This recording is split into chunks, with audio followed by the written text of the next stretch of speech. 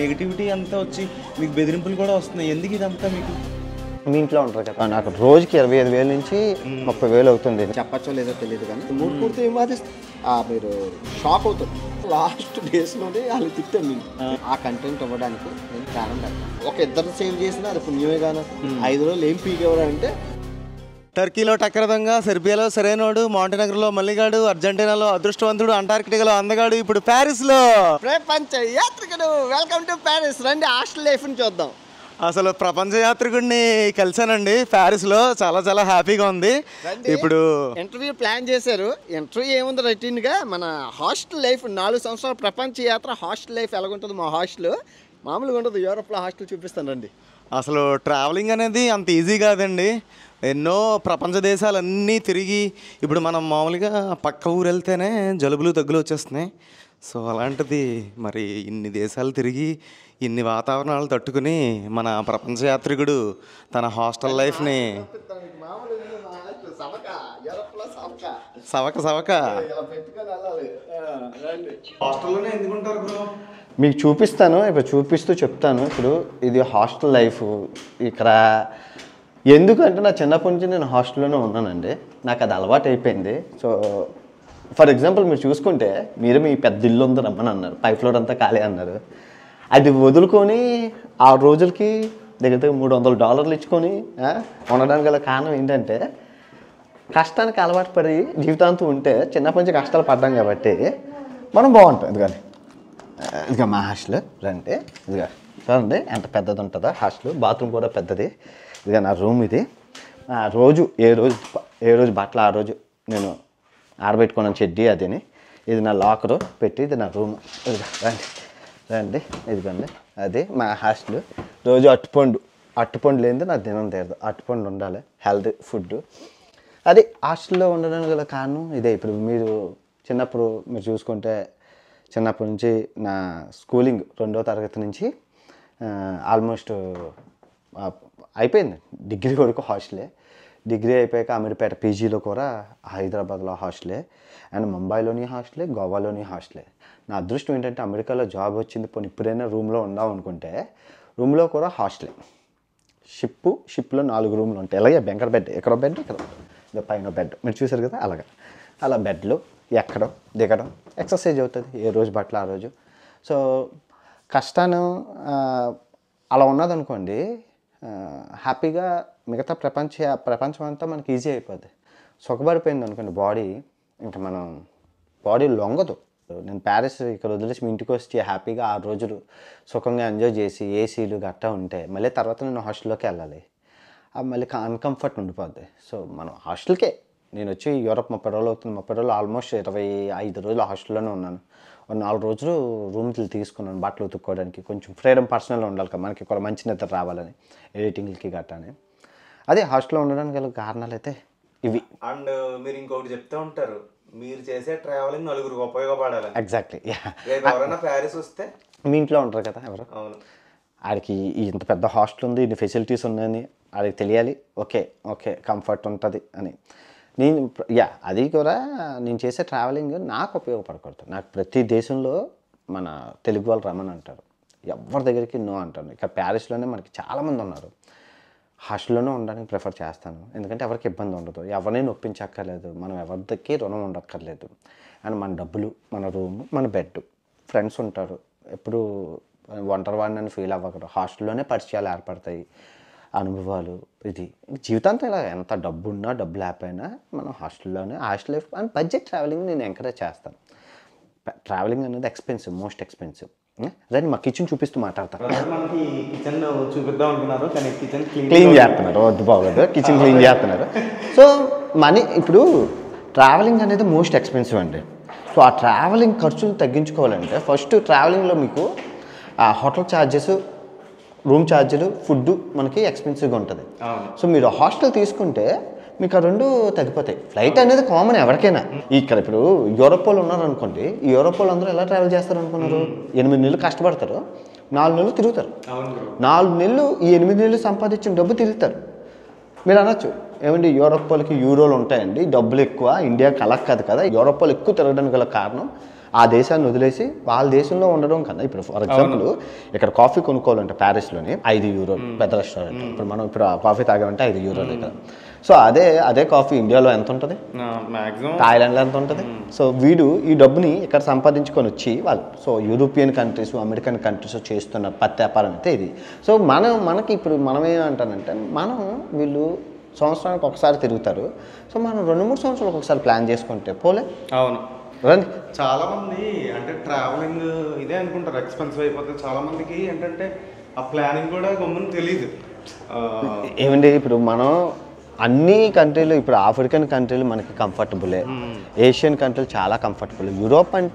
Europe of సీజన్లోనే రావచ్చండి. సీజన్లో నాకు రోజుకి 25,000 నుంచి 30,000 అవుతుంది. ఎందుకంటే ఒలింపిక్స్ ఉన్నాయి, దానికి తోడు కేన్స్ ఫిల్మ్ ఫెస్టివల్స్ ఉన్నాయి. అన్నిటి వల్ల నాకు చాలా ఎక్స్పెన్సివ్ అవుతుంది. కరెక్ట్ పీక్ సీజన్ అండి ఇప్పుడు. సో బ్రదర్, మీరు 4 years నుంచి ప్రపంచం అంతా తిరుగుతున్నారు. ఇప్పుడు చూడండి, మనం జనరల్గా భీమవరం నుంచి వైజాగ్ వెళ్తేనే వాటర్ చేంజ్ వచ్చి జనాలకి హెల్త్ ఇష్యూస్ అయిపోతున్నాయి. సో ఇన్ని దేశాలు, ఆఫ్రికా దేశాలు, యూరోప్, నార్త్ అమెరికా ఇవన్నీ తిరిగినా మీరు హెల్త్ ఖండాలు, ప్రపంచం ఎంతలో ఎలా మెయింటైన్ చేస్తున్నారు అసలు? అదృష్టం అండి. అంటే మెయిన్ మీ అందరికీ తెలుసు, లివర్కి శత్రువు ఆల్కహాల్. అవును, ఆల్కహాల్ తాగినోడుకి ఉంటుంది. నేను నాన్న ఆల్కహాలిక్ కాబట్టి నా లివర్ గట్టిగా ఉంటుంది. నేను ఏ దేశమైనా వెళ్తే ఫస్ట్ లోకల్ ఫుడ్ ఎక్కడ ఉన్నట్టు వెతుకుతాను. ఓకే, మీ లోకల్ ఫుడ్లో ఏంటంటే మీకు ఇమ్యూనిటీ ఉంటుంది.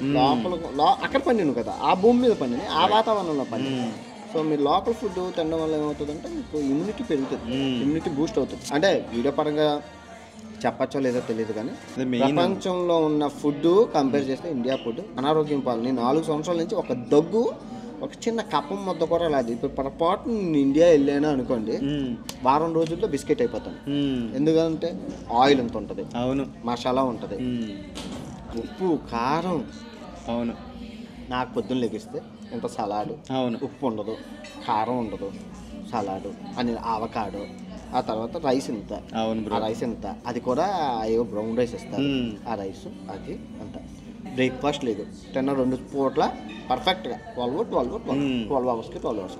అంటే ఆరోగ్యం ఇప్పుడు నేను మిమ్మల్ని పాటించమని చెప్పట్లేదు. నా ఆరోగ్యం ప్రపంచ యాత్రకు తగ్గట్టుగా నేను మలుచుకున్నాను. ఇప్పుడు యూట్యూబ్లో 4 సంవత్సరాలు అంటే మీరు బేసిక్గా మొదలెట్టినప్పుడు గట్టిగా కొడితే 2 లక్షలు కూడా జేబులో లేకుండా 60,000 అంటే గట్టిగా 1,00,000 కూడా లేకుండానే మీరు ప్రపంచ యాత్ర మొదలెట్టారు. అసలు ఏ ధైర్యంతో స్టార్ట్ చేశారు? ఆ కాన్ఫిడెన్స్ ఏంటి? యూట్యూబ్ నుంచి ఎటువంటి ఛాలెంజెస్, సపోర్ట్ మిమ్మల్ని మీరు అలాగే ఇది చేసుకున్నారు ఫైనాన్షియల్గా అండ్ మెంటల్గా? ఫస్ట్ ఆఫ్ ఆల్ నేను ట్రావెలింగ్లో పోస్ట్ గ్రాడ్యుయేషన్ కాబట్టి ట్రావెలింగ్లో మెలకువలు తెలుసు. నాకు ట్రావెలింగ్లో నాకు గ్రిప్ ఉంది ఉండడం వల్ల నేను ట్రావెలింగ్ చేయగలను. నాకు తెలుసు ఎక్కడ బడ్జెట్ ఉంటుంది. ఓకే, దానికి తోడు మనీ ఇంపార్టెంట్. మనీ నా దగ్గర ఉన్న 60,000 ఏంటంటే నా మీద నాకు నమ్మకం, నేను నా సబ్స్క్రైబర్స్. ఓకే, నాకు అప్పుడు ఒక 50,000 మంది మంచి హానెస్ట్ సబ్స్క్రైబర్స్ ఉన్నారు. ఎందుకంటే వాళ్ళు చూశాను అప్పుడు నన్ను స్టార్టింగ్ నుంచి చూసిన వాళ్ళు. నేను ఎక్కడ డబ్బుకు లొంగలేదు, నేను ఎక్కడ డబ్బులకి ఆశపడలేదు. ఇప్పటికీ ప్రమోషన్లు చేస్తే ఒక 10 కోట్ల నుంచి టాప్ కంపెనీలు, ఇండియాలో టాప్ యూట్యూబర్ మీరు చూసుకుంటే వ్యూస్ పరంగా 1 బిలియన్ వ్యూస్ ఉన్నాయి ట్రావెలింగ్లో. అది ఎవరికి లేదు. అండ్ తెలుగులో చూసుకుంటే మనది వ్యూస్ పరంగా ఒక 250 వీడియోలు 1 మిలియన్ దాటినాయి. సో అవి ఎవరికి తెలుగులో ఏ ఛానల్కి లేవు. అంత ఎవరిని యాక్సెప్ట్ చేయలేదు అలాగే ఛానల్. సబ్స్క్రైబర్స్ ఉన్నారన్న ధైర్యంతో నేను అడుగు ముందుకేసాను. సో వాళ్ళే నన్ను అలా పుష్ చేసుకుంటూ వచ్చారు. సో నేను అందుకే వాళ్ళకి ఎప్పుడు నేను బాగా కృతజ్ఞత భావంతో ఉంటాను. సో వాళ్ళు మోసం చేయకూడదని తల్లిదండ్రులు నాకు జన్మనిచ్చారు, కానీ నన్ను ఇంత వాణి చేసి ఈ స్థాయిలో నిలబెట్టింది దట్ క్రెడిట్ క్వశ్చన్ నా సబ్స్క్రైబర్. సో నేను మనల్ని నిలబెట్టిన అని మనం ఎప్పుడూ మోసం చేయకూడదు, ప్రాణం పోయినా మోసం చేయకూడదు, వాళ్ళకి ఏదైనా చేయగలగాలి. సో నేను ఆ విషయం కోసం అని చెప్పి ఒక 20 లక్షలు ఫిక్స్డ్ డిపాజిట్ చేశాను. ఏమో ఈరోజు ఉండొచ్చు లేకపోవచ్చు. నా కోరిక ఏంటంటే మీటప్ పెట్టి నేను పులిహార చేయగలను, పులిహార కలుపుతాను. నేను మాస్టర్, నేను హోటల్ మేనేజ్మెంట్, పులిహార, రవ్వ లడ్డు, ఒక మజ్జిగ, 3 ఐటమ్స్ ఒక 10,000 మందికి ఒక ఆడిటోరియం బుక్ చేసి పెట్టి, ఆ తర్వాత మనం తెచ్చిన గివేవే, ప్రతి దేశంలో గివేవేలు అవన్నీ క్వశ్చన్స్ అడిగి ఒక 10 గంటలు 12 గంటలు వాళ్ళతో స్పెండ్ చేసి సెల్ఫీలు ఇచ్చుకొని అలా పండగ వాతావరణం చెయ్యాలని 3 ప్లేసుల్లోనే ఉంచాను. అది ఏ కంపెనీలకో ఇచ్చేస్తే వాళ్ళు 2 నిమిషాలు తెర వెనక కాను, నా సబ్స్క్రైబర్లు నేను ఉండాలి. సబ్స్క్రైబర్ల పేరు రాసి వాళ్ళతోనే ఇది అయ్యాను. వాళ్ళ కోసం అని చెప్పి నేను చేశాను. ఆ రోజు ఉండొచ్చు ఉండకపోవచ్చు డబ్బులు అని చెప్పి ఫిక్స్డ్ డిపాజిట్ చేసి వదిలేశాను. ఓకే. ప్రతి దేశంలో ఎంతకు వచ్చానో గివ్ అవేలు కొంటాను. టీ-షర్ట్ 500 కానీ దాన్ని పంపించడానికి నాకు 5,000 అవుతుంది. 5,000 అవుతుంది. అవును. సో ఖర్చు పెట్టి ప్రతిదీ పంపించి ఇప్పటికి అన్ని దేశాల టీ-షర్ట్లు ఇండియాకి పంపించి జాగ్రత్తగా భద్రపరిచి వాళ్ళకి మనం ఏదైనా చేయగలం. ఎందుకంటే నాకు నమ్మకం ఏంటంటే సబ్స్క్రైబర్స్ ఉంటాయి. మనం ఇవ్వాల్సింది వాళ్ళకి ఫోన్లు ఇవి కాదు. మనం ఇవ్వాల్సింది end of the day good content. ఆ కంటెంట్ ఇవ్వడానికి నేను ప్రాణం పెడతాను. ఇప్పుడు ప్రజెంట్ నా వర్క్ చూసుకుంటే మీరు 5 రోజులు ప్యారిస్లో 5 రోజులు ఉండి ఒక వీడియో చేశాను. అవును. ఆమ్స్టర్డామ్లో 5 రోజులు ఉండి ఒక వీడియో చేశాను. 5 రోజులు ఏం పీకేవాడు అంటే 5 రోజులు ఒకరోజు ఒక లొకేషన్ నీట్గా ప్రశాంతంగా, ఒకరోజు ఒక లొకేషన్ అవును. ఒకరోజు ఒక లొకేషన్. మీరు ప్యారిస్ వీడియో మీరు చూసుకుంటే ఆ టైం ల్యాప్స్ ఏదైతే ఉందో మీరు షాక్ అవుతారు. ఆ జస్ట్ 2 hours ఉంది. 2 hours. అవును. సో ఇది నేను ఎక్కడంటే రాజమౌళి గారు ఆర్ఆర్ మూవీ ఉక్రెయిన్లోని చూసి అంటే దాని గురించి ఒక 5 రోజులు ఆయన వర్క్ని నేను దూరం నుంచి అంటే ఫోటోల కోసం వెళ్ళాను అన్నమాట. అసలు నాకు సినిమా ఎలా ఉంటుందో చూడాలి అని. అప్పుడు నా వర్క్ అంతా అయిపోయాక నేను వెళ్ళి ఆ సినిమా మా హాస్టల్ పక్కనే ఉండేది. అవును. ఆ సెట్ అది చూసి చాలా బాగా ఇన్స్పైర్ అబ్బా వర్క్ అంటే ఇలా చేయాలని. 4 సంవత్సరాల నుంచి ట్రావెల్ చేస్తున్నారు. సో ఈ టైం ఫ్రేమ్లో మీరు బాగా భయపడిన లొకేషన్ ఏది, సందర్భం ఏది? భయం అంటే కొంచెం బాగా రిస్కీ అనిపించింది. రిస్కీ అంటే కిలిమంజారో కొండ మామూలుగా నాకేం లేదు, కానీ నాకు ఎప్పుడైతే ఇంజూరీ అయిందో పవర్ బ్యాంక్ ఇక్కడ గుండె పెట్టడం వల్ల గుండెకి పడిపోయి ప్రెషర్ పడిపోయి పొద్దున్న పడిసింది. అవును. రిబ్కి అది దానితో హైకింగ్ ఒకటి కదా బ్రీత్ అది ప్రాబ్లం వచ్చింది. అంటే నాకేంటంటే ఏమైపోతుంది కింద దిగిపోయి మనం వెళ్ళిపోవచ్చు, మెడికల్ ఎమర్జెన్సీస్ ఉంటాయి. కానీ మొదలు పెట్టాం అని అలాగా కష్టంతో కొంచెం ఏదైనా అవుతుందేమో అని అది బాగా కిలిమంజారో కొండెక్కి చూపించాను. అవును. అది కష్టమైన రూట్లోనే ఎక్కి అది అయింది. అదొక కొంచెం. ఆ తర్వాత ఆఫ్ఘనిస్తాన్లో లాస్ట్ డేస్లోనే వాళ్ళు తిట్టాను, నేను తాలిబాన్ వాళ్ళు తిట్టాను. ఓకే. ఆ తాలిబాన్ తిడితే వాళ్ళని ఎతకడానికి నా కోసం మ్యాప్లు, రోడ్లు, బ్లాక్లు చాలా పత్యాపారం జరిగింది. వాళ్ళ ఊర్లో వాళ్ళు తిడితే ఊరుకుంటారు అసలు. అది చాలా రిస్కీ సిరీస్. ఎందుకంటే ఆల్రెడీ కిడ్నాప్ చేశారు, ఎన్నో మంది యూట్యూబర్లు కిడ్నాప్ చేశారు. అవును. మన తెలుగు యాక్టర్స్ వెళ్తే కూడా మన తెలుగు యాక్టర్లకు కూడా రఫాడించారు అక్కడ. అవును. సినిమా షూటింగ్స్ కూడా రిస్కీ అక్కడ. రిస్కీ ఎందుకంటే నువ్వు చదువుకున్నతో వాదించగలవు, 3 పూర్తి ఏం వాదిస్తావు? అవును. వాళ్ళంతా మేకలు కాసుకున్న వాళ్ళు జనాలిచ్చి కూర్చోబెట్టారు. పాస్పోర్ట్ చూపిస్తే వీసా ఏది అంటారు, వీసా చూపిస్తే పాస్పోర్ట్ ఏది అంటారు, నువ్వెవడు అంటారు, కెమెరా ఏంటి అంటారు, డ్రోన్ ఏంటి అంటారు, మైక్ ఏంటి అంటారు. చంపేవారబ్బా. చాలా మంది వెళ్ళారు యూట్యూబర్స్, వేరు హిందీ వాళ్ళు వెళ్ళారు. కానీ మీరు ప్రాపర్ ఒక తాలిబాన్ లాగా ఒక గెటప్ వేసుకుని గడ్డం ఇలా అయిపోయింది. కాటుకుండేది, కాటుకుని కలిపేసాను, కలిపేసి క్యాప్ పెట్టేవాడిని. మేకలో మేక కానీ మొత్తం తాలిబాన్ అయిపోయి అసలు వాళ్ళకి అలా అసలు నన్ను అడిగేవాడు కాదు. అలా వెళ్ళిపోయాను. కలిమో చెప్పమనేవాడు. అంటే ఇక్కడ మీకు తాలిబాన్ సిచ్యువేషన్ ఏంటంటే మతంతోనే ఉంటుంది. మతం చాందస్వాదులు అంటారు కదా, మతం బాగా ఇదనమాట. కలిమా చెప్పకపోతే కథలనిచ్చేవాడు. వాళ్ళు ఇలా చెప్పేవాడు. అయిపోయింది. మనకు కావాల్సిన కంటెంట్ మనం చూపించాల్సిన సిచ్యువేషన్ ప్రతిదీ రికార్డ్ చేశాను. తాలిబాన్ సిరీస్ గొప్ప హిట్. అవును. ఇప్పుడు అంతా బాగానే ఉంది బ్రో, బోల్డంతమంది యూట్యూబర్లు ఉన్నారు, మీరు టాప్ యూట్యూబరు, అందరూ ఎవరి పని వాళ్ళు చేసుకుంటున్నారు, వ్యూస్ వస్తున్నాయి, డబ్బులు వస్తున్నాయి. కానీ మీరు ఒక్కళ్ళు మాత్రమే ఏంటి కాంట్రవర్సీస్? ఇప్పుడు పక్క యూట్యూబర్స్ని అంటే పక్క యూట్యూబర్లు ఏదో తప్పు చేశారని, లేదంటే బెట్టింగ్ యాప్ ప్రమోట్ చేశారని, సో అందరూ కామ్గా ఉండి హ్యాపీగా వాళ్ళ లైఫ్ లీడ్ చేస్తున్నప్పుడు మీరు ఈ కాంట్రవర్సీలోకి వెళ్ళి అంటే మీకున్న పాజిటివ్ ఇంప్రెషన్తో పాటు నెగిటివ్ కూడా వచ్చింది అంటే ఈ కాంట్రవర్సీల వల్ల. మెయిన్ రీసెంట్గా బెట్టింగ్ యాప్స్ మీద మీరు అవేర్నెస్ తేవాలని సిరీస్ చేశారు. దానివల్ల ఎందుకు మీరు కామ్గా మీ పని మీరు చూసుకుంటే హాయిగా మీ 30 లక్షలు మీకు వస్తే మీరు హ్యాపీగా ఉండొచ్చు కదా? ఎందుకు నెగిటివిటీ అంతా వచ్చి మీకు బెదిరింపులు కూడా వస్తున్నాయి? ఎందుకు ఇదంతా మీకు? ఇక్కడ ప్రాబ్లం ఏంటంటే ఉన్నమాట అంటే ఉలికి ఎక్కువ అంటారు. సో ఏంటంటే ఫ్యాక్ట్ మాట్లాడినోడికి శత్రువులు ఎక్కువ మంది ఉంటారు. ఇక్కడ నేనేంటంటే నేను హ్యాపీగా ఉన్నాను. యాజ్ అ సోషల్ ఇన్ఫ్లుయెన్సర్గా నాకు రెస్పాన్సిబిలిటీస్ ఉంటాయి. నేను ఒక ఇన్ఫ్లుయెన్స్ ప్రభావితం చేసే వ్యక్తిని. సో అఫ్కోర్స్ నా కళ్ళ ముందే ప్రాణాలు పోతాయంటే ఇప్పుడు నా వరకు నా ఫ్యామిలీలో మా బ్రదరు అన్నవాడు పోయాడు ఆ బెట్టింగ్ యాప్ల వల్ల. సో నేను మాట్లాడిపోతే నువ్వు మాట్లాడతావా? ఆ బాధ నాకు తెలుస్తుంది. నువ్వెప్పుడు మాట్లాడుతావు అంటే నీ ఇంట్లో నీ కొడుకో, నీ తల్లో, నీ తండ్రో, నీ చెల్లో లేదా మీ అమ్మ మీ నాన్న మీ ఇంట్లో కూడా ఎవరైనా చేస్తేనే అప్పుడు నీకు బెట్టింగ్ యాప్లో ఆడొద్దురా. సో ఎవరి దాకా వస్తేనే. సో నేను నా దాకా వచ్చింది కాబట్టి నేను నోరిప్పి చెప్పాను. ఎన్నో మంది ఒక ఇద్దరు సేవ్ చేసినా అది పుణ్యమేగా నాకు. నేను పాపం పని చేయలేదు కదా, చేయలేదు. నేను ఎవరు కొట్టలేదు, అది తప్పు. సమాజంలో ఇప్పుడు ప్రాబ్లం ఏంటంటే దొంగ అంటే ఆడు ఆ ప్రాబ్లం వచ్చింది మనం. అది మాత్రం నిజం. ఇప్పుడు అయినా నేను ఏం చేస్తున్నా, జనం ఎప్పుడు జనం సపోర్టే కానీ జనంతో ప్రాబ్లం ఏం లేదు. జనాలు ఎవరికైతే ప్రాబ్లం ఉందో ఆడి మాట్లాడుకుంటాం. నేను చేసింది నాకు తెలుసు. ఇన్ని దేశాలు తిరిగిన వాడికి నాలెడ్జ్ జీరో ఉంటుందా ఏంటి? నాకు వీలైనంత వాళ్ళకి నేను సమాజానికి నేనేం చేయగలను. తప్పని చెప్తాను, ఒప్పనే చెప్తాను. సో కొన్ని పొలిటికల్ విషయాలకు కూడా మాట్లాడడం జరిగింది అప్పుడు. అవును, అక్కడ ఉన్న స్థితిగతులు చెప్పాను. సో వాళ్ళు వద్దన్నారు, ఆపేశాను. చెప్పడం నా ధర్మం. వాళ్ళు బెదిరించి వీడియోలు తీయకపోతే చంపేస్తామని నేను తీయను కాదు కదా. ప్రపంచంలో నా గొంతు మీద కత్తి పెట్టినా నేను వీడియోలు డిలీట్ చేయను, అలాగే ఉంటాను. నువ్వు ఎవడేం పీకుతారో పీక్కొని ఏం చేసినా నా దగ్గర నాకు ఒక్కసారి పబ్లిక్కి వెళ్ళాక డిలీట్ చేయని చెప్పాను. ప్రపంచం ఇలా ఉంది. ఇప్పుడు ఎగ్జాంపుల్ ప్యారిస్లో మనకి యూరోప్లో బీర్ ఉంది, 2 బీర్లు, దేవుడి బీర్. నా కాంట్రవర్సీ ఏంటంటే అరే నాకు తెలియకూడదు అది అమ్ముకున్నాడు యూరోప్. ఇండియన్ గవర్నమెంట్కి తెలియకుండా అమ్మించుకోవట్లేదు కదా. 2 సంవత్సరాల నుంచి అది అమ్ముకొని ఎన్నో కోట్లు సంపాదించారు. ఇప్పుడు ఈ మత ఛాందసవాదం ఎవరైతే ఉంటారు, లక్ష్మీదేవి బాంబు ఉంది, ఆ లక్ష్మీదేవి బాంబుని పేలుస్తారు. లక్ష్మీదేవి పొట్ట బద్దలవుతుంది. బద్దలయ్యి ఆ పేపర్లు అన్నీ ఎగురుతాయి, కాలుతాయి, కాళ్ళతో మట్టుతారు.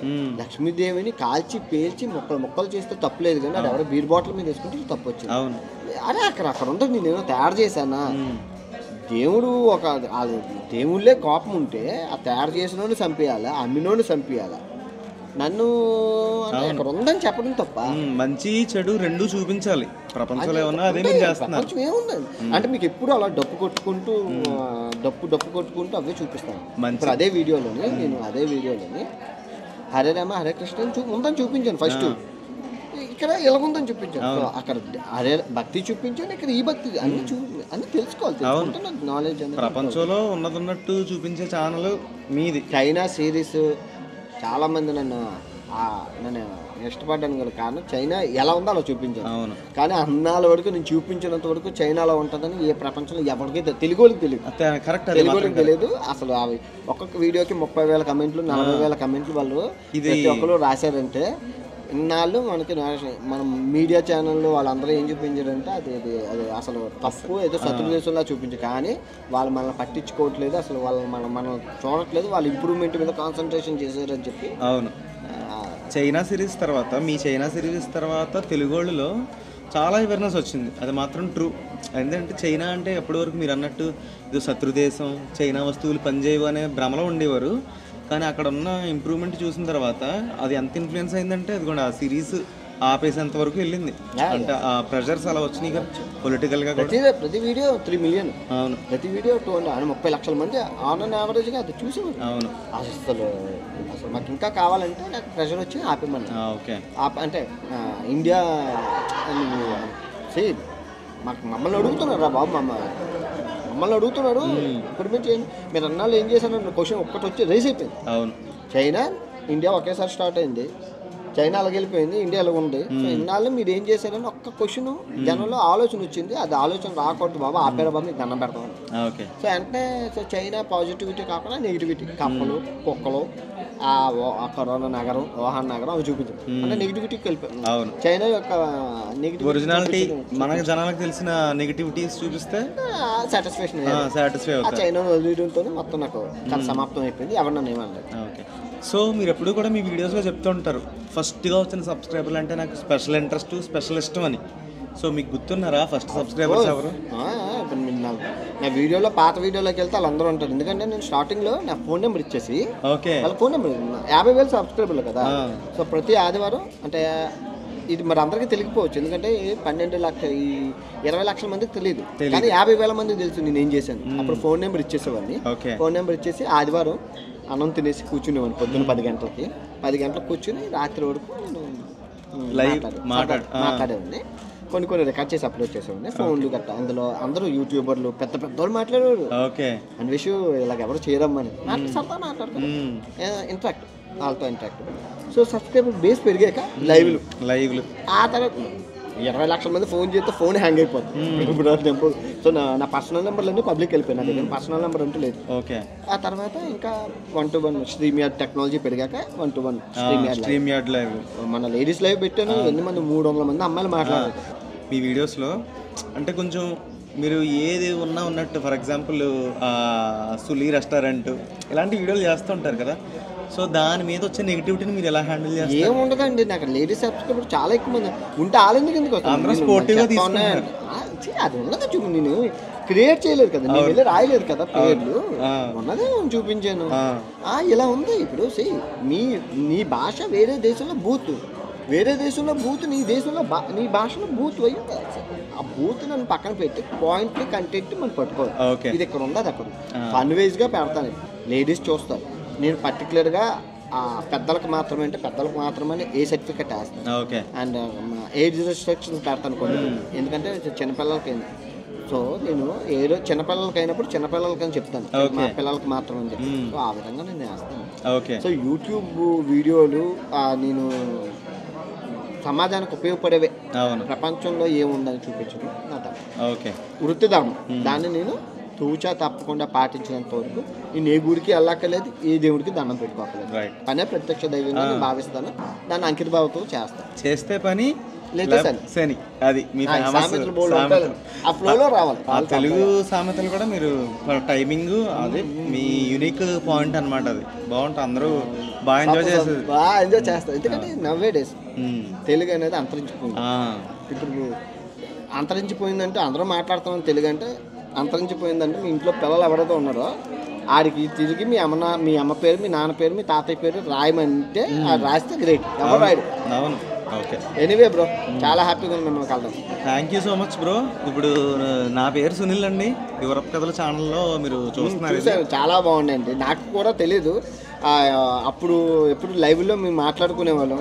టైం ఉండదు చూడడానికి, నా వీడియోలు నాకు చూడడానికే టైం ఉండదు. అవును. ఇక్కడికి వచ్చాక చూశాను, డ్రోన్ కలిశాను, హాస్టల్కి వచ్చారు, చాలా హ్యాపీగా ఉంది. సో 3 years బ్యాక్ మీరు అప్పుడు ఒక వీడియో మీద కామెంట్ పెట్టారన్నమాట. ఎప్పుడు మీకు రికమెండేషన్స్లో వచ్చింది నా వీడియో, ఒక హోమ్ టూర్ వీడియో చూసాను బ్రో, చాలా బాగుంది, నాకు రికమెండేషన్స్లోకి వచ్చింది. ఆ కామెంట్ పిన్ చేసి పెట్టుకున్నాను. నాకు యూట్యూబ్ ఇలాగా మొబైల్ ఓపెన్ చేయగానే బ్రౌజ్ ఫీచర్లో నా అన్వేషణ ఛానల్ పర్టికులర్గా యూట్యూబ్ ఏదైనా సజెస్ట్ చేసిందంటే చూస్తాను. అవును, ఎందుకంటే అందులో విషయం ఉంది. యూట్యూబ్ ఊరికనే సజెషన్ చేయదు. అవును, ఉంటుంది. నేను అందుకే నన్ను చాలా మంది సపోర్ట్ అడుగుతూ ఉంటాను, చేసిన వాళ్ళు చేస్తాను. నేనేం చెప్తానంటే, నేను సపోర్ట్ చేస్తే ఒక వీడియో 2 వీడియో వెళ్తుంది, కానీ యూట్యూబ్ సజెషన్ చేసినంత వరకు ఆగితే ప్రపంచానికి వెళ్తుంది. అవును, ఎగ్జాక్ట్లీ. Thanks bro. మీ ప్రపంచ యాత్ర దిగ్విజయంగా నిర్విరామంగా సాగాలని వినాయకుడిని ప్రార్థిస్తున్నాను. 198 దేశాలు ఆర్కిటిక్ యాత్ర next. Thank you so much.